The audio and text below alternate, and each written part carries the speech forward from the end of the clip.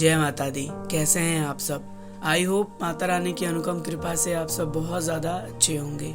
एक बार फिर से आपका बहुत बहुत स्वागत है एक और नए सैटरडे पॉडकास्ट में।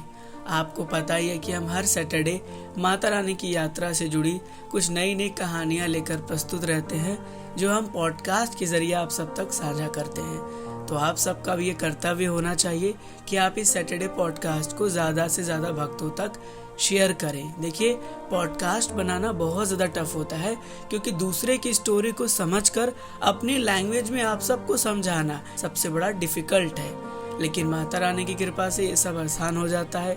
आप सब अपना प्यार देते हैं तो और ज़्यादा अच्छा लगता है। ये पॉडकास्ट बनाने का सिर्फ यही मोटिव होता है कि आप सब में से जितने भी भक्त हैं जो माता रानी के दरबार जा रहे हैं, वो माता रानी की महिमा चमत्कार को और ज़्यादा अच्छे से जाने। उन्हें जानने के बाद उनका मन और ज़्यादा माता रानी के प्रति बढ़े, लगाव बढ़े। इसके साथ साथ दूसरे भक्त भी हैं जो माता रानी के दरबार जाने वाले हैं या जाना चाहते हैं, तो उन तक भी ये पॉडकास्ट पहुँचे, जिससे कि उनके मन में भी माता रानी के प्रति आस्था, विश्वास, लगाव और ज़्यादा बढ़े। अगर आपके पास भी कोई भी स्टोरी है जो हमसे आप साझा करना चाहते हो और आप ये चाहते हैं कि आपकी story train rider YouTube channel के पॉडकास्ट सीरीज पर आए, तो आप हमें अपनी स्टोरी ईमेल के थ्रू, साथ ही साथ व्हाट्सएप मैसेज के थ्रू भी साझा कर सकते हैं। तो चलिए आज की सैटरडे पॉडकास्ट की शुरुआत करते हैं। आज की सैटरडे पॉडकास्ट में हम आप सब तक एक ही पॉडकास्ट में 2 स्टोरी शेयर करने वाले हैं। क्योंकि स्टोरी बिल्कुल सिमिलर थी, तो मुझे लगा कि आप सब तक इसे शेयर कर दिया जाए। अभी भी हमारे पास बहुत सारी स्टोरीज अवेलेबल है, तो धीरे धीरे कर करके वो सारी स्टोरीज जो है वो सैटरडे पॉडकास्ट में आती रहेंगी। तो आज की पहली स्टोरी हम तक साझा किया है मंजू जी ने, जो कि राजस्थान की रहने वाली हैं।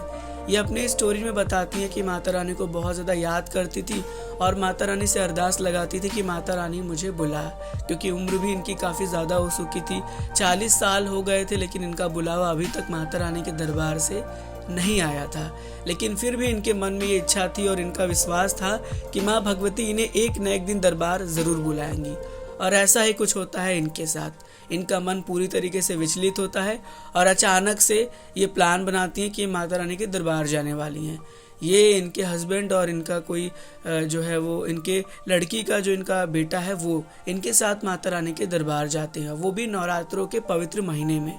उस समय इनका दर्शन जब हो जाता है, उसके बाद फिर ये वापस मई के महीने घर आ जाती हैं। और घर आने के बाद इनके साथ कुछ ऐसा होता है जो कि आप सबके साथ होता होगा। होता यूँ है ना कि जब हम दरबार जाते हैं और घर आते हैं तो फिर मन ही नहीं लगता। जिसको एक बार माता रानी के पवित्र दरबार से जुड़ाव हो गया, लगाव हो गया ना, उसके बाद तो फिर वो खुद का नहीं रहता, उस पर खुद पर काबू ही नहीं रहता। उसे बस यही इच्छा होती है कि हम माता रानी के दरबार जाते रहें। ऐसा ही कुछ मंजू जी के साथ भी हुआ। उनके मन में भी बस यही इच्छा थी कि मैं फिर कब जाऊंगी।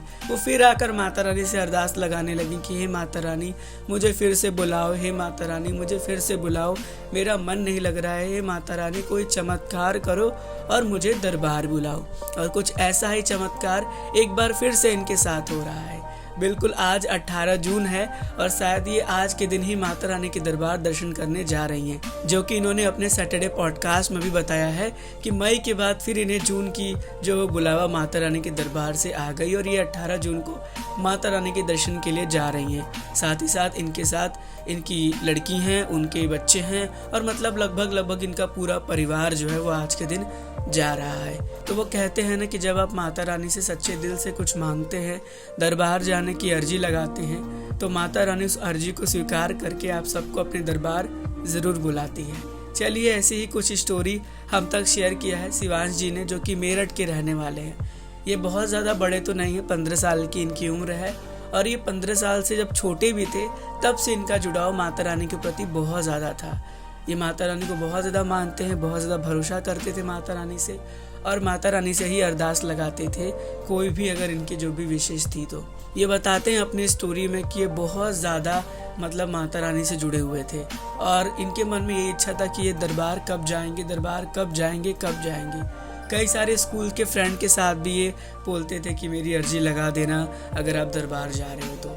फिर ये बताते हैं कि अचानक से इनको ट्रेन राइडर यूट्यूब चैनल मिला और उसके बाद तो इनका लगाव और ज़्यादा बढ़ गया, क्योंकि ट्रेन राइडर जो चैनल है जिस पर हम वीडियो डालते हैं, हम ऐसा एहसास कराने वाले होते हैं, ऐसा एहसास कराना चाहते हैं आप सबको कि आप सब घर बैठे माता रानी के दरबार से जुड़े रहें, माता रानी के दरबार के दृश्य को देखते रहें, दर्शन करते रहें, वहाँ से जुड़ी समय समय पर जानकारियों को प्राप्त करते रहें। तो कुछ ऐसी चीज़ें इन्होंने अपने इस सैटरडे स्टोरी में शेयर की थी हम तक।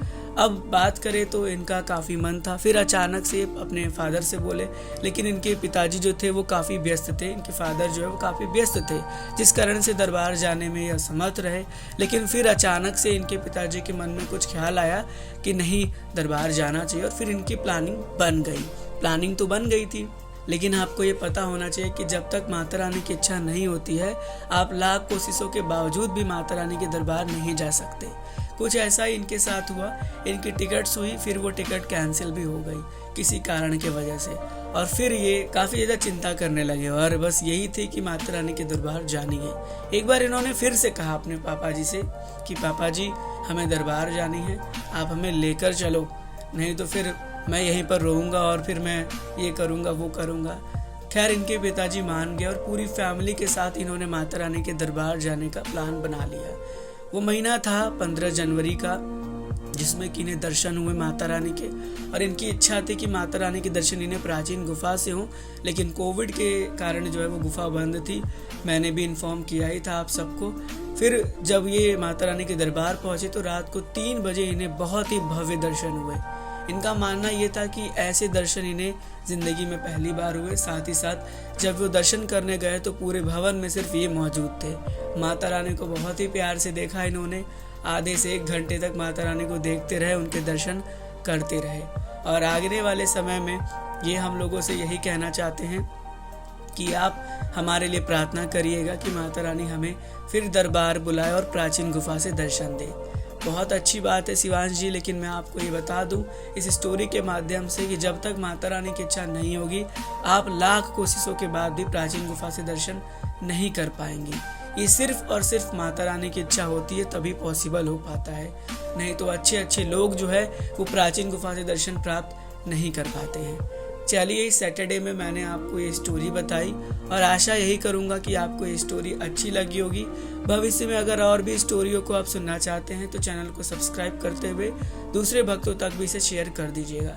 सब्सक्राइब करना न करना वो आपके ऊपर है, बाकी तो हमारा काम यही है कि हम आप सबको इसी तरह से माता रानी के दरबार से जोड़े रखें। मिलते हैं फिर किसी नेक्स्ट सैटरडे पॉडकास्ट में। मेरा नाम था आयुष, आप देख रहे थे आपका प्यारा YouTube channel train rider. God bless you all. Jai Hind, जय माता दी।